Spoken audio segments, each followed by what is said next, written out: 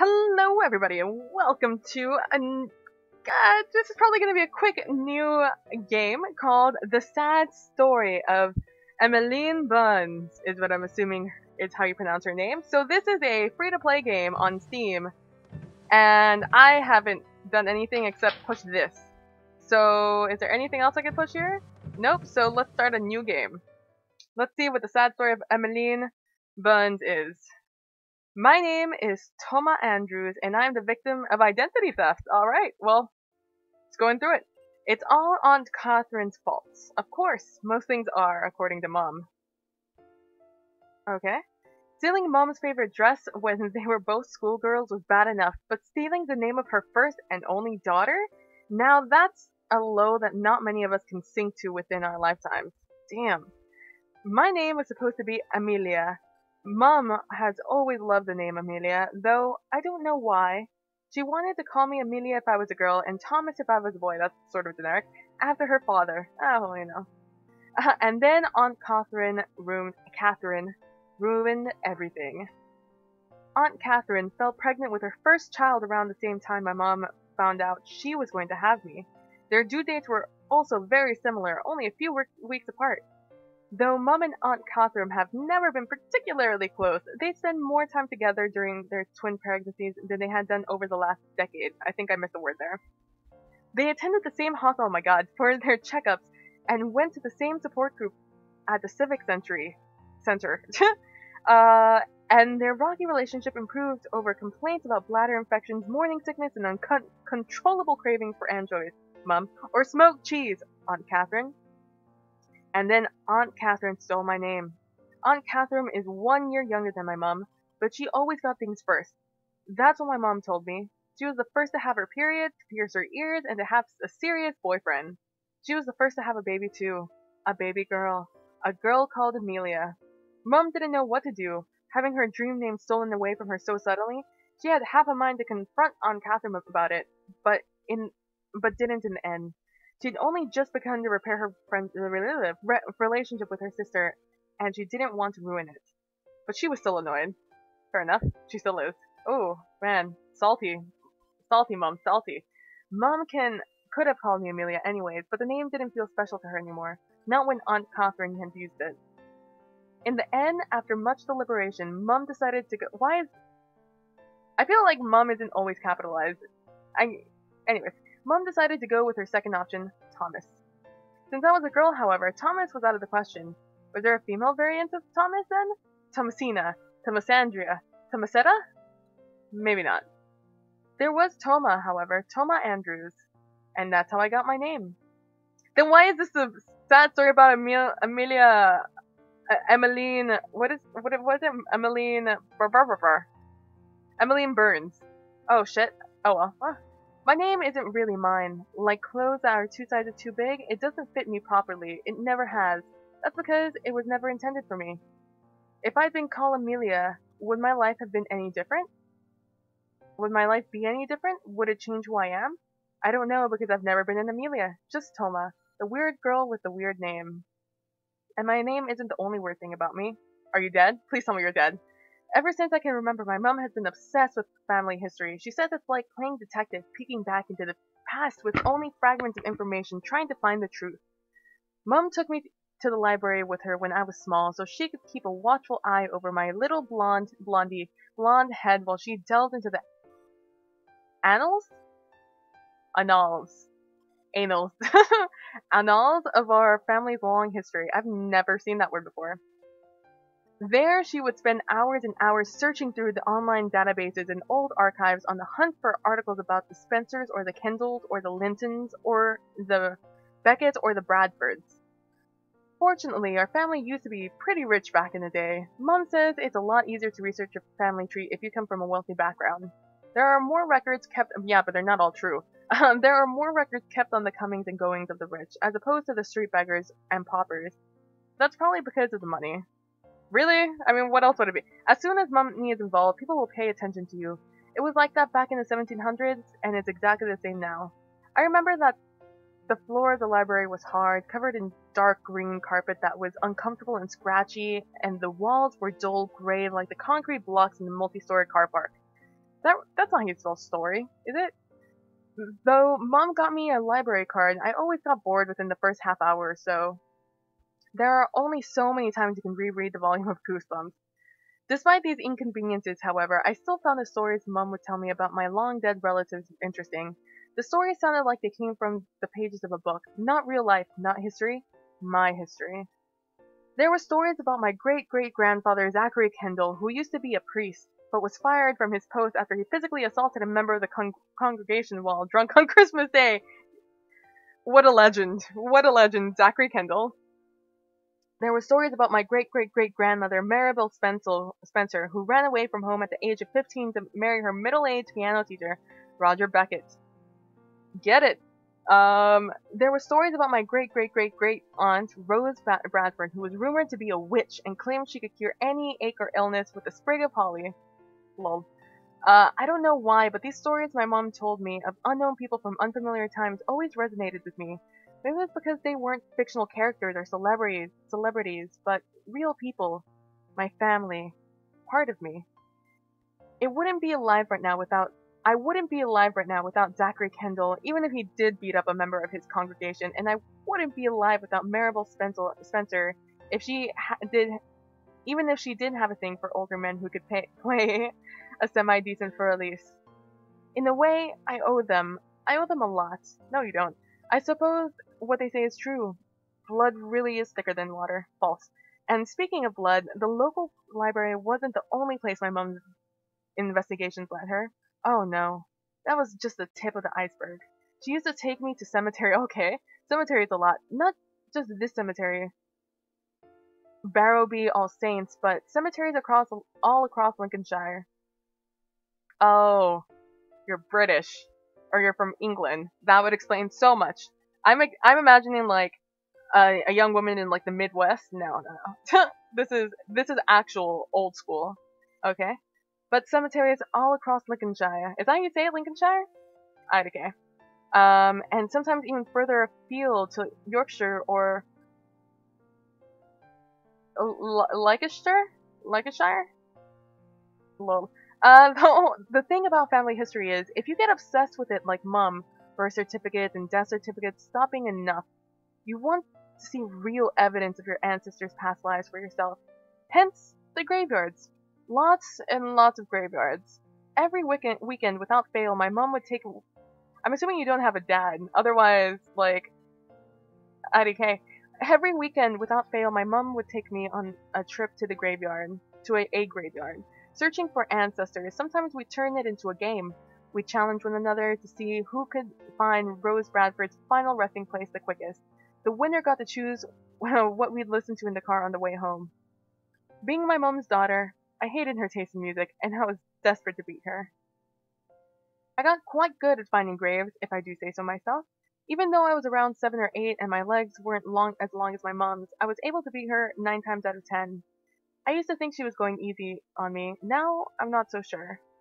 I just have a talent. I'm good at finding dead people, even if they have been dead for 2 centuries, and all that's left behind are bones. Now, let me just get one thing straight. I'm not crazy.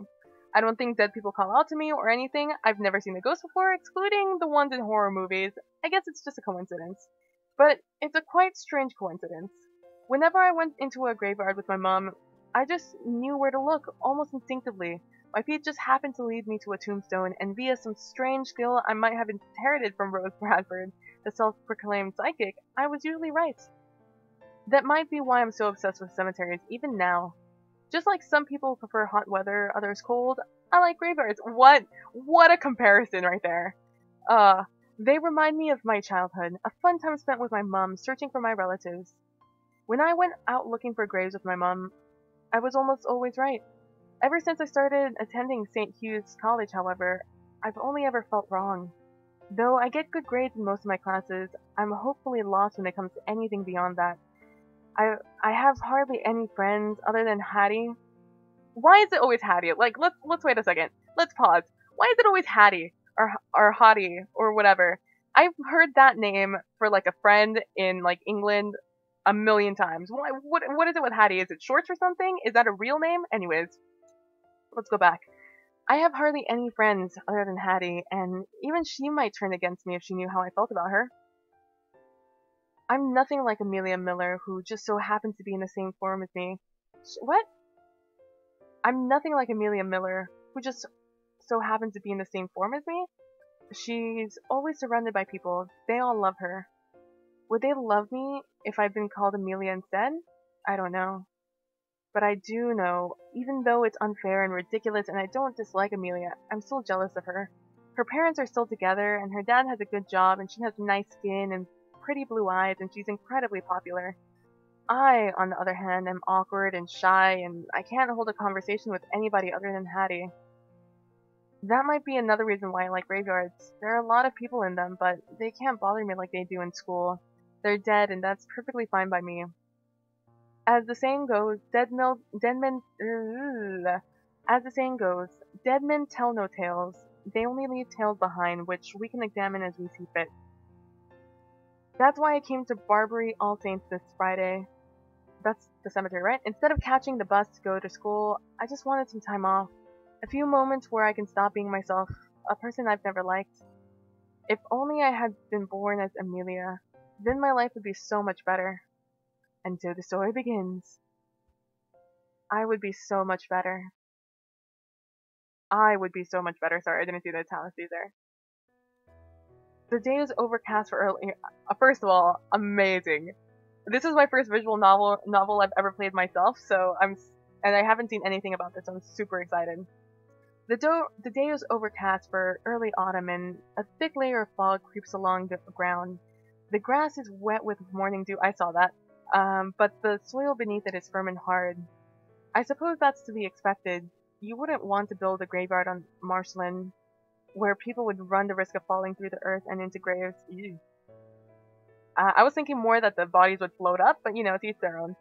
I might have an affinity for the dead, but not even I fancy popping in for an unexpected visit with Gerald Fisher, 1843 to 1912, and Aline, her wife of the above.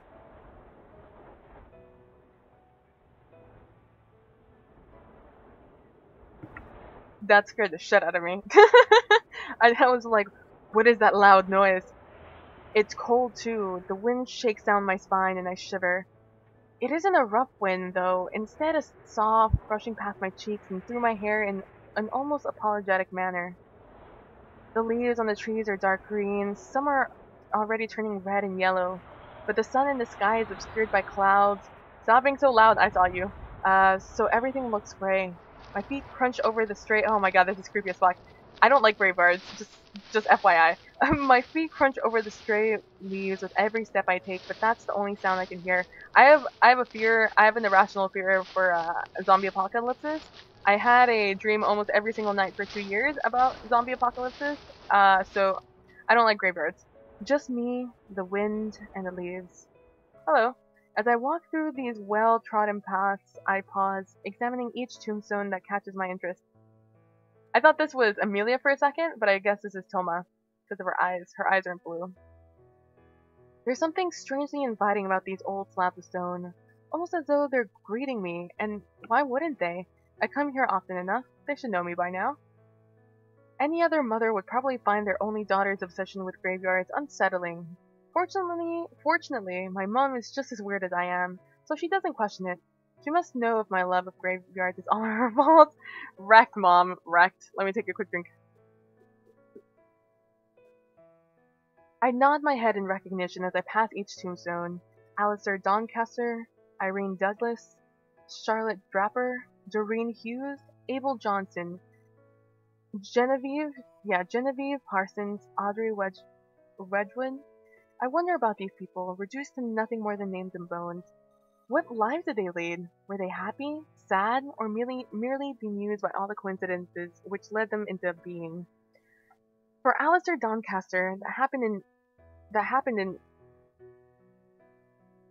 oh man, reading comprehension skills. Why didn't I pay attention to the last sentence? For Alistair Doncaster, that happened in 1979. For Irene Douglas, it was 1894. What was the world like back then? Oh, her eyes are closed. I was like, what the fuck just happened? When these people were alive and their footsteps, not mine, crunched the leaves and fell firmly against the compact earth? I don't know. It's hard for me to imagine it. As I walk through the graveyard like Alice sinking into Wonderland, a heavy thought suddenly strikes me. What would it be like if I was already dead? I close my eyes, the cold wind blows across my cheeks, and I swear I can almost smell it, the earth in my nostrils, the scent of decay. Ah! What was that sound? It was almost like a footstep. But that can't be. I'm the only person here after all. At least, I thought I was. Not anymore. A young girl stands there, her arms held by her sides, her eyes wide and blue. Her hair is loose, light brown, her fringe cut just above her eyebrows. She wears a white dress, long and modest, which falls to her ankles. Her dress is comprised of a number of, oh my god, layers, and looks like something that belonged to another era, another time, in England when Queen Victoria was on the throne. I'm sure that's significant to those of you who know who Queen Victoria is, but for me, I don't know anything about the queens nor their order. I'm lucky I know Queen Elizabeth now. Was on the throne, and the horse and carriage was still the main way people got about, and it was socially acceptable to wear bonnets in public. She looks like nobody I've ever seen before except characters in period dramas. There's something so unrealistic about her appearance, I can hardly bring myself to imagine that she's really real. Maybe that's why I'm doing something I rarely ever do. My curiosity unsticks my throat, and I find myself asking her a question. Okay, Toma, are you going to a costume party? Are you referring to this old thing? That dress doesn't look like some old thing. It's expensive, right? I believe it was rather dear when father first purchased it. Now, however, I'm not particularly well versed in the economy, so I could not give you an answer.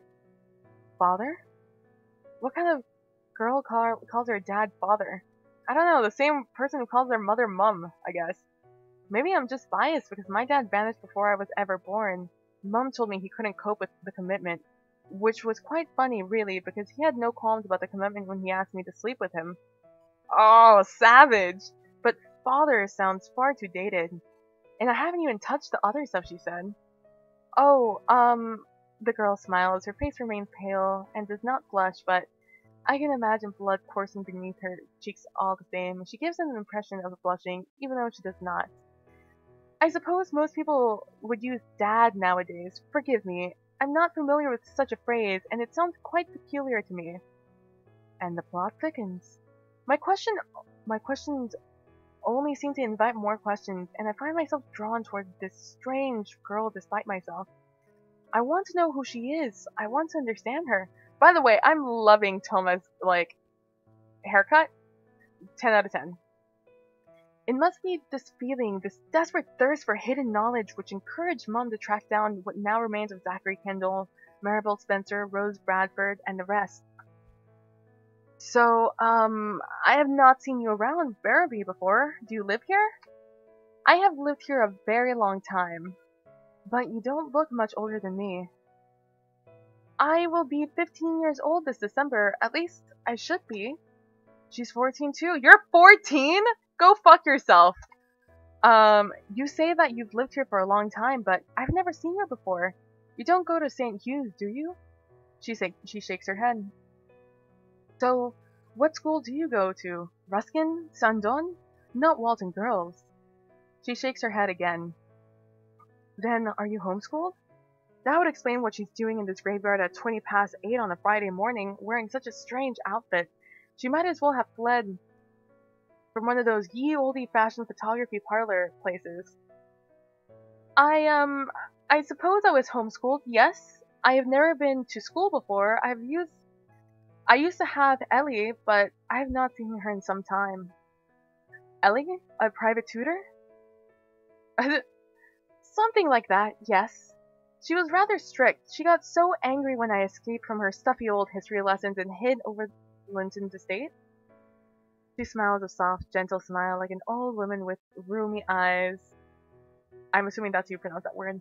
Might have been recalling a fond memory. I don't know if I've ever seen anybody my age pull a face like that before. Just who is this girl? But you don't have a tutor anymore? There wouldn't be much of a point anymore. Is she one of those YouTube? Yes. Is she one of those YouTube celebrities then? She looks the part in those clothes. I can imagine her one of those eccentric, self-proclaimed living dolls who gets thousands of subscribers for eating food on camera. Oh, what is that called? It's called I can't remember. There's a word for that. So, I'm sorry. This is the first question I should have asked. What's your name? Emily. Emily. I think I can remember that. It's common enough. There are 2 Emilys in my class, Emily Hargreaves and Emily Turner. I don't know if this name fits the girl in front of me though. Emily sounds too simple, somehow, and unfinished too, like a sentence ending without a full stop. I don't investigate any further, however. I hardly know the girl. You don't know the girl at all. You've literally just asked her a bunch of invasive questions, you bitch. What right do I have to ask so many questions? Exactly. And if it would not be too rude, may I inquire as to what I should call you? Oh, I should have expected this. When someone asks for your name, it's only polite to ask for theirs in return. I don't like answering this question though. I never have done. Just, what is my name anyway? It says Toma on my birth certificate, but I can't bring myself to believe that. Not when I was fated before I took my first breath to be called Amelia. Oh my, do not look so troubled. You will make me feel guilty. I'm sorry. I'm sorry. Haha, what a funny girl. You don't need to apologize. She thinks I'm funny, does she? Are you blushing? That kind of stings, given how peculiar she looks. You do not need to tell me your name if you do not wish to. We all have our own secrets. Are you sure you don't mind? I am quite sure. I could just make up a name for you instead. Well, I hope you're not. Oh God, I hope you're not adverse to the suggestion. I'd rather like giving people nicknames. Look at her. Look. Ooh, fucking Emily. I would always call Miss Warren Ellie. Her first name. Oh, sorry. I will always call Miss Warren Ellie. Her first name was Helena, you see? But she got mad at me because of that, too. This girl has no manners, she would say. This girl has no manners, she would say. She may have a pretty face, but she behaves like a gutter snipe. Fuck is a gutter snipe? Let's see. Not that I gave a button what she thought. Father was paying her enough, so I thought it best to make her work for her wages. Work? Snap. She may have found me irritating, but I certainly wasn't boring. Well, I suppose it's fine. Then I can think of a name for you? Yes, it doesn't bother me. And that's where we'll leave it there for today, guys. We'll find out what Toma's name is next time. Alright, so thank you guys for watching. I really appreciate it. Don't forget to be nice to each other. Don't forget to be compassionate. And I will see you guys next time to find out what Toma's new nickname is. Bye!